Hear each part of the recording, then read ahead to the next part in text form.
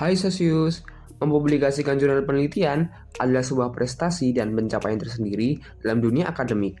Ketika kita menerbitkan sebuah jurnal, tentunya kita akan mendapatkan banyak sekali manfaat, seperti mengasah keterampilan menulis, kemudian meningkatkan kemampuan dalam penelitian, meningkatkan reputasi akademik, hingga meningkatkan akreditasi kampus. Dalam proses akreditasi kampus, publikasi jurnal ilmiah dianggap sebagai salah satu indikator penting untuk menilai kualitas program studi. Maka dari itu, banyak instansi kampus yang berlomba-lomba untuk menerbitkan jurnal ilmiah demi meraih akreditasi tersebut. Semakin banyak jumlah jurnal yang diterbitkan, maka semakin tinggi pula reputasi akademik dan akreditasi kampus. Lalu, apa kaitannya dengan Cobra Effect? Sebelumnya Sosi sudah tahu belum dengan istilah Cobra Effect? Singkatnya, Cobra Effect adalah istilah yang dipakai untuk menjelaskan situasi di mana upaya untuk mengatasi suatu masalah justru semakin memperburuk masalah tersebut. Istilah ini bermula di India ketika pemerintah Inggris mengadakan sayembara, barang siapa yang berhasil menangkap ular kobra, maka akan mendapatkan imbalan. Alih-alih kebijakan tersebut dapat mengurangi populasi ular kobra, para warga malah membiarkan ular kobra tersebut untuk ditukarkan dengan imbalan tersebut.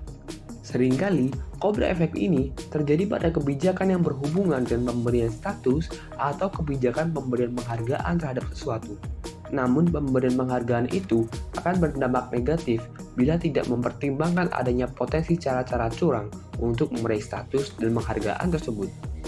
Hal ini tentunya menjadi kesempatan emas bagi oknum-oknum nakal yang menyediakan jalan pintas secara instan dalam memenuhi syarat untuk mencapai status atau penghargaan tersebut.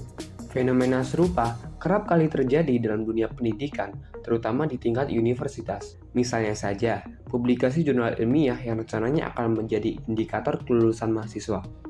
Wacana tersebut dinilai berdasarkan ketertinggalan negara Indonesia dengan negara lain dalam publikasi jurnal ilmiah.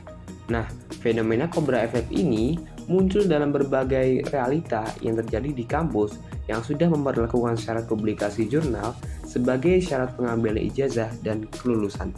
Kebijakan persyaratan kelulusan tersebut dimanfaatkan oleh oknum jurnal predator untuk menggetok tarif jutaan hingga ratusan juta kepada mahasiswa yang ingin secara instan menerbitkan jurnal. Lewat oknum jurnal predator ini, mahasiswa tidak perlu melakukan banyak revisi dan bahkan bisa secara langsung untuk diterbitkan. Maka dari itu, banyak mahasiswa yang rela membayar dengan nominal besar hanya untuk memenuhi syarat kelulusan tersebut. Lalu, bagaimana dengan kualitas jurnal instan tersebut? Tentunya, karena tidak sesuai prosedur, kualitas jurnal instan tersebut berbeda jauh dengan jurnal yang diterbitkan sesuai prosedur. Hal tersebut bisa kita buktikan ketika kita membaca jurnal di Google Scholar, maka kita akan banyak menemui kekurangan dalam tulisan jurnal-jurnal tersebut. Seperti contohnya layout yang acak-acakan, tulisan yang belum sesuai dengan Bu Ebi, hingga kesalahan dalam logika penelitian. Tak hanya mahasiswa, dosen dan pihak kampus juga masih banyak yang melanggengkan cara curang ini dalam publikasi ilmiah. Pasalnya, karena publikasi ilmiah menjadi salah satu indikator penting dalam meningkatkan akreditasi kampus. Jika cara-cara ini masih terus dilakukan, maka pengembangan pengetahuan kita seolah-olah hanya berfokus pada kuantitas dan mengesampingkan kualitas yang semestinya dibutuhkan dalam mengembangkan sebuah ilmu pengetahuan. Akibatnya, kini penerbitan jurnal predator sudah menjadi ladang bisnis yang menjanjikan untuk dikomersialkan dalam dunia akademik.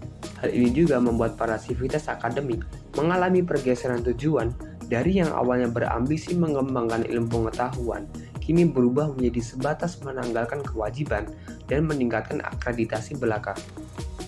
Jadi seperti itu Sosius, menerbitkan sebuah jurnal memang bermanfaat untuk mengembangkan dan mengasah pengetahuan kita. Namun, jangan sampai kita hanya berfokus pada pengguguran kewajiban atau syarat akreditasi belaka, sehingga mencederai kualitas dan tujuan dari pendidikan itu sendiri. Sekian penjelasan singkat dari saya. Pantengin terus channel ini ya, karena pastinya bakal ada konten-konten yang lebih menarik selanjutnya. Jangan lupa like, komen, dan subscribe ya.